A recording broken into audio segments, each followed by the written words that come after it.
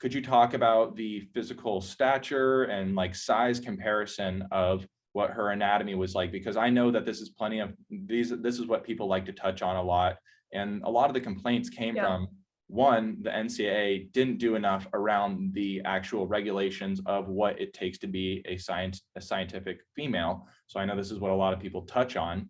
Could you touch on one, appearance, and then two, what the NCAA's rules were like leading into that, and then what do you think they should do moving forward, I guess? So I believe the NCAA's requirement is about 10 nanomoles a liter of testosterone, or however that works. But the average female is 0.8 to 1.2.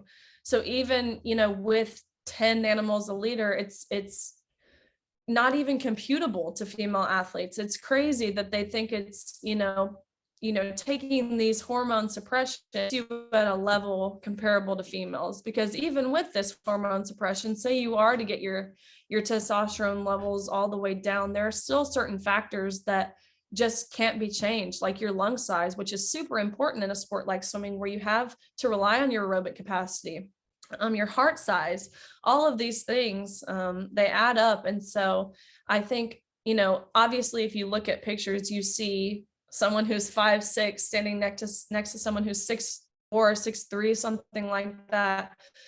That's an obvious advantage, but it's a lot deeper than that. It's a lot more than that. And I think people don't really realize how much goes into it in terms of things like that. This spring, FINA came out and said that they're banning all transgender athletes and creating an open category. What do you think the NCAA's response should be? Should it be that of FINA? Should they follow the governing body? Should they follow USA Swimming? Where does the NCAA move forward? Or do you think the NCAA is just going to say, we're done. We're not going to make any new regulations. We've said what we've said. It's going to be 10 nanomilliliter. Sorry.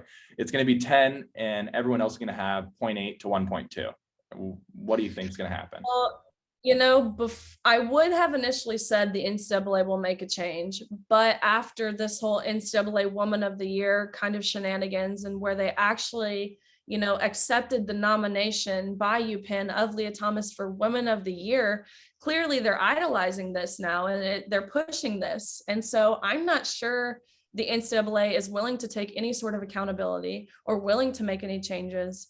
But I honestly think in a sport like swimming, having that open category, I think it's a way to ensure everyone athletic opportunity, which I think is important. I don't want anyone to not have a chance to compete.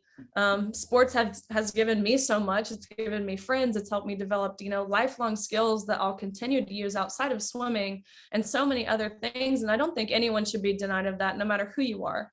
And so I think that's a way to ensure athletic opportunity. I think it's a way to ensure success at an elite level, and obviously keep the playing fields even. And so I think having that is a fair way to appease, pretty much everyone.